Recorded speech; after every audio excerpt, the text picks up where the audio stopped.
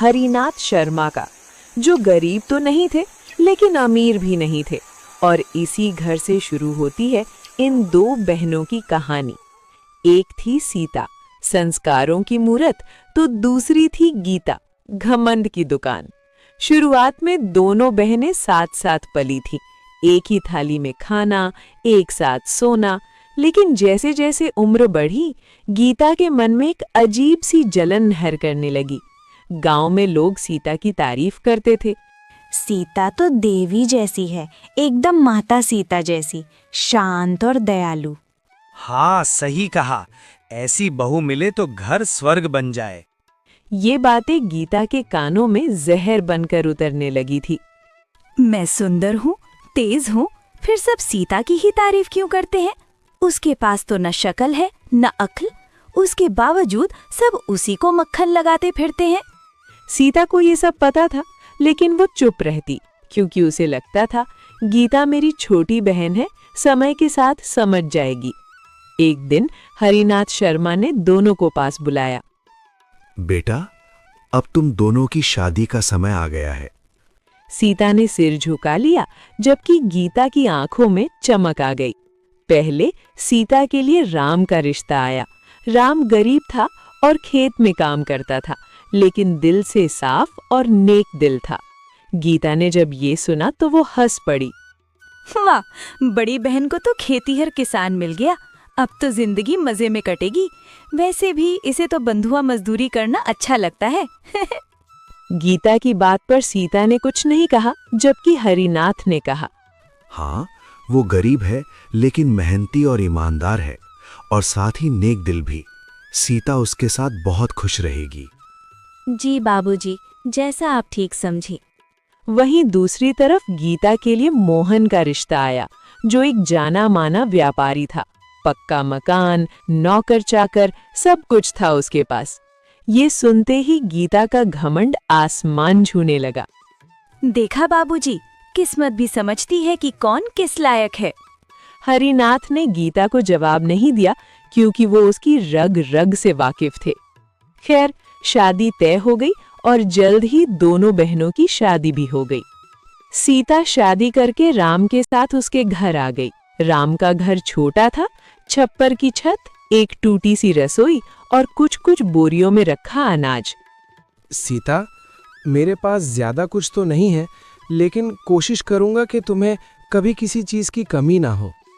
मुझे कुछ नहीं चाहिए राम, बस आपका साथ काफी है मेरे लिए। उधर जब गीता अपने ससुराल पहुंची तो आलीशान घर और चमचमाती गाड़ियां। वाह, इतनी दौलत शोहरत, सब मेरा। अब तो मेरे ऐश ही ऐश हैं। अब तो सीता मुझसे नजर तक नहीं मिला पाएगी। इस तरह दौलत शोहरत के गुरूर ने गीता का घमंड दुगना कर दिया था। ओए कमला, इधर आ, ये मेरा कमरा ठीक से साफ क्यों नहीं किया? लेकिन मैंने तो सुबह ही साफ किया था छोटी मालकिन। तो क्या मैं झूठ बोल रही हूँ? नौकर हो, नौकर बनकर रहो। जाओ जल्दी से यहाँ पोछा लगाओ, और हाँ, किसी नौकर को मेरे लिए नारियल पानी लाने को बोलो। जी छोटी मालकिन, मैं अभी कर देती हूँ। इसी तरह कुछ महीने गुजर गए और तीज का त्योहार आ गया और दोनों बहनें मायके पहुंची। सीता ने साधारण साड़ी पहनी थी तो गीता ने रेशमी लहंगा पहना हुआ था। उसके हाथों में रंग बिरंगी चूड़ियां और एक बड़ा सा ब्रांडेड बैग लटका हुआ था। गांव की कुछ औरतें तीज का टोटका करने आई हुई थी। तभी गीता ने अपनी बहन का मजाक बनाते हुए कहा, और बताओ सीता, कैसा चल रहा है सब? राम जीजू खाना भी देते हैं कि नहीं? मैं तो भूल ही गई, खुद खाने के लाले पड़े हुए हैं, तुझे कहाँ से खिलाएंगे? गीता की कड़वी बातें सुनकर सीता का दिल टूट गया, लेकिन अपनी बहन को नीचा दिखाकर गीता को बड़ा मजा आया। दिन ढलने पर दोनों बहनें अपने अपने घर लौट गईं। दिन गुजरने लगे। सीता की जिंदगी आसान नहीं थी। सुबह सूरज निकलने से पहले उठना, चूल्हा जलाना, खाना बनाना, पति राम के साथ खेत जाना और दिन भर कड़ी मेहनत करना। शाम होते होते सीता थक कर चूर हो जाती थी, लेकिन उसने कभी शिकायत नहीं की। सुनो सीता, क्या तुम मुझसे नाराज हो? क्योंकि मैं तुम्हें वो आराम की जिंदगी नहीं दे पा रहा जिसके बारे में तुमने सोचा होगा। अरे नहीं नहीं, आप ऐसी बातें क्यों कर रहे हैं? आप जैसा इतना प्यार करने वाला पति मुझे मिला और मुझे क्या चाहिए। हम दोनों साथ हैं तो ये मुश्किल वक्त भी गुजर जाएगा। अच्छा चलो, आज का खाना मैं बनाता हूँ, तुम बैठकर आराम करो। अरे नहीं नहीं, मैं बना दूंगी। आप कैसे बनाएंगे? क्यों, मैं क्यों नहीं बना सकता? आज मैं अपनी प्यारी सी पत्नी को अपने हाथ से बनाकर खाना खिलाऊंगा। तुम बस बैठो और आराम करो। इस तरह राम ने चूल्हा जलाया, खाना बनाया और उसके बाद अपने हाथों से सीता को खाना भी खिलाया। एक तरफ जहां राम अपनी पत्नी सीता से बहुत प्यार करता था, तो वहीं दूसरी तरफ गीता को पूरा ऐशो आराम मिल रहा था।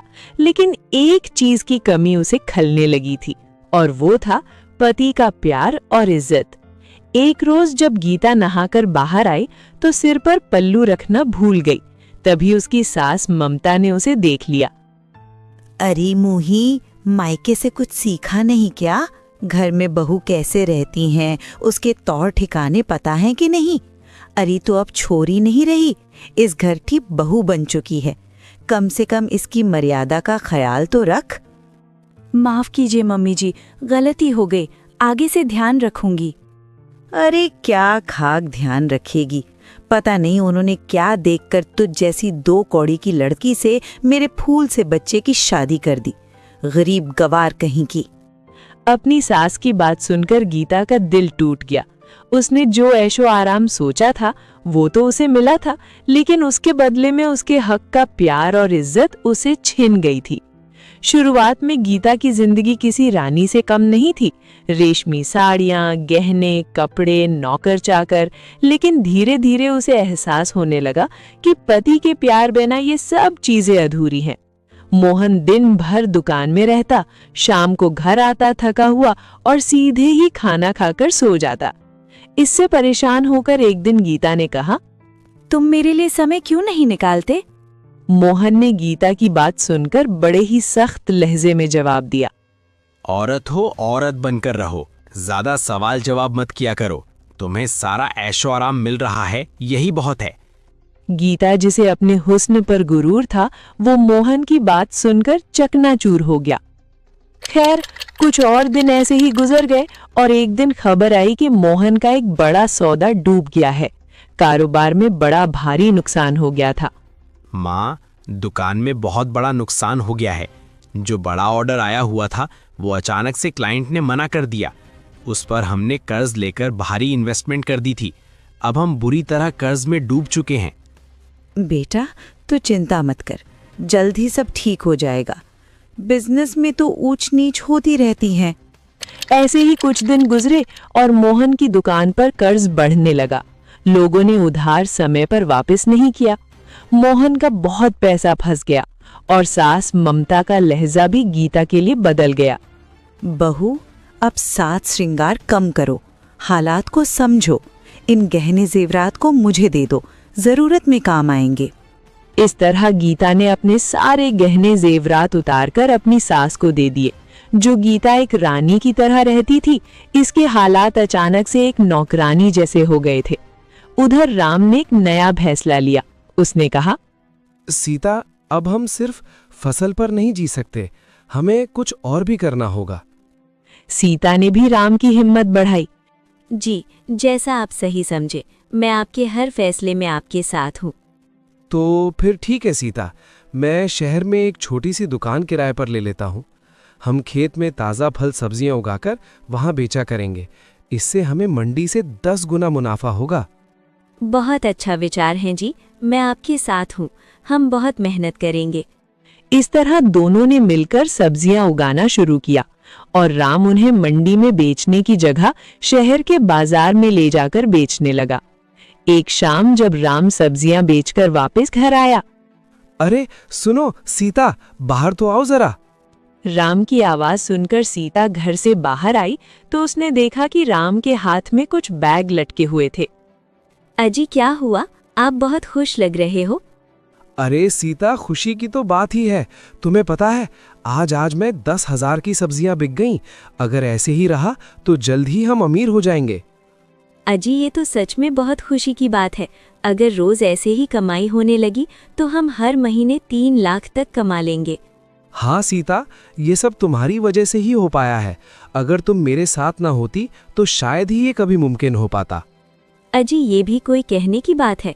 आपकी पत्नी हूँ और आपके हर फैसले में आपके साथ हूँ। अच्छा ये सब छोड़िए, ये बताइए आपके हाथों में ये क्या है? पहले अंदर तो चलो, सब बताता हूँ। इस तरह दोनों घर के अंदर आ जाते हैं और राम वो बैग सीता के हाथ में देते हुए कहता है, सीता, ये मेरी तरफ से तुम्हारे लिए पहला उपहार है। जब सीता ने बैग खोलकर देखा तो उसमें 2 सुंदर सुंदर साड़ियां रखी हुई थी। अजी ये तो बहुत सुंदर साड़ियाँ हैं, क्या मेरे लिए हैं? नहीं, पड़ोस वाली के लिए है। ये सुनकर सीता के चेहरे पर हल्का सा गुस्सा झलक आया। ठीक है, फिर उसे ही जाकर दे दो, मुझसे बात मत करो। मेरी फूलमती, मजाक कर रहा हूँ। ये सब तुम्हारे लिए है। हमारी नजरें आपके अलावा किसी को देख सकती हैं क्या? हाँ? ये सुनकर सीता मुस्कुरा देती है। इस तरह राम की धीरे धीरे अच्छी कमाई होने लगी। सीता ने पैसों का हिसाब रखना शुरू कर दिया। उसने एक एक रुपया बचाया। गरीबी अभी भी थी, लेकिन किसी चीज का डर नहीं था, क्योंकि अब उनकी कमाई उनकी दैनिक जरूरतों से काफी ज्यादा होने लगी थी। कुछ दिन बाद जब दोनों बहनों की माँ की बरसी थी, तो दोनों बहनें अपने पिता के घर आईं। इस बार दोनों ने ही सादा सी साड़ियां पहनी हुई थी। अरे बेटा, कैसी हो तुम दोनों? मैं एकदम ठीक हूँ बाबा, मुझे क्या होगा, लेकिन सीता का पता नहीं। सारे दिन मजदूरी करके तो इसका बुरा हाल हो जाता होगा। नहीं नहीं छोटी बहन, ऐसी कोई बात नहीं है। राम ने नया बिजनेस शुरू किया है और भगवान की दया से सब बहुत अच्छा चल रहा है। जल्द ही हम नया घर भी लेने वाले हैं। ये सुनकर गीता की जलन और भी बढ़ गई। खैर, कुछ ही दिन बाद मोहन की आर्थिक हालत और बिगड़ गई। घर के गहने जेवरात बिकने लगे, नौकर हटा दिए गए। सास का गुस्सा गीता पर टूटने लगा। वो दिन रात गीता को ताने मारने लगी। अरे कलमुही, तेरे मायके से कुछ मदद क्यों नहीं मांग लेती? अपने बाप से बोल के अपने दामाद की थोड़ी मदद कर दे, ताकि तेरे पति की परेशानी थोड़ी कम हो जाए। लेकिन माँ जी, मेरे बाबा तो एक साधारण से किसान हैं। उनके पास कोई धन दौलत नहीं है, और जो थोड़े बहुत पैसे थे वो भी उन्होंने हमारी शादी में लगा दिए। वो कहाँ से हमारी मदद कर पाएंगे? हमने तुझसे मोहन की शादी करके ही बहुत बड़ी गलती कर दी। अगर किसी अच्छे खानदान में की होती तो आज कम से कम वो मोहन की मदद तो करते। ये सुनकर गीता को बहुत बड़ा धक्का लगा। उसे महसूस हुआ कि जिस दौलत शोहरत को देखकर उसे घमंड हो रहा था, वो उसे सिर्फ एक कुत्ते की हैसियत से मिल रहा था। दोनों बहनों की जिंदगी एक नया मोड़ ले रही थी। एक तरह जहां सीता की जिंदगी खुशहाली की तरफ बढ़ रही थी, तो वहीं दूसरी तरफ गीता की जिंदगी धीरे धीरे तबाही की ओर बढ़ती जा रही थी। एक रात जोरों से बारिश हो रही थी। गीता रसोई के कोने में बैठी थी। रो रो कर आंखें सूजी हुई थी। पीछे से सास की आवाज उसके कानों में गूंज रही थी। अरे करमजली, तू डूब क्यों नहीं मरती? मेरे बेटे का सुकून खा गई तू। हमारे घर को बर्बाद करके रख दिया तूने। ना मायके से पैसा लाई, ना किस्मत लाई। कुलक्षिणी है तो कुलटा। ये सब सुनकर भी मोहन चुप था। उसकी चुप्पी गीता के लिए सबसे बड़ा तमाचा थी। गीता को लगा जैसे कि उसका पूरा अस्तित्व ही मिट्टी में मिल रहा हो। अगली सुबह मोहन की दुकान पूरी तरह बंद हो गई। कर्जदार दरवाजे पर खड़े थे। घर पर भी बिकने की नौबत आ गई थी। सास ने बेरुखी आवाज में कहा, तू अपने मायके चली जा कुलटा। यहाँ अब तेरा कोई काम नहीं है। हमारे पास तुझे पड़े पड़े खिलाने के पैसे नहीं हैं। गीता का घमंड पूरी तरह टूट चुका था। वो बिना कुछ बोले एक छोटी सी गठरी लेकर रोते हुए मायके की तरफ निकल पड़ी। जब गीता अपने मायके पहुंची तो हरिनाथ शर्मा उसे देखकर चौंक गए। बेटा गीता, क्या हुआ? तू अकेली क्यों है? और तेरी आंखों में आंसू? क्या हुआ मेरी बच्ची? अपने पिता की आवाज सुनते ही गीता फूट फूट कर रोने लगी। बाबूजी, मैं हार गई। उन्होंने मुझे घर से निकाल दिया। उनके लिए मैं एक नौकरानी से ज्यादा कुछ नहीं थी। मैं बेघर हो गई बाबा। मैं कहीं की नहीं रही। कोई बात नहीं मेरी बच्ची, तू रो मत। तेरा बाप अभी जिंदा है, चल अंदर चल। हरिनाथ गीता को घर के अंदर ले गए, लेकिन गीता लगातार रो रही थी। इसलिए हरिनाथ ने अपनी बड़ी बेटी सीता को फोन किया। हेलो बेटी सीता, कैसी है तू? मैं ठीक हूँ बाबा, आप कैसे हैं? आपकी आवाज मुझे ठीक नहीं लग रही, बताइए क्या हुआ? बेटी सीता, वो गीता को उसके ससुराल वालों ने घर से निकाल दिया है।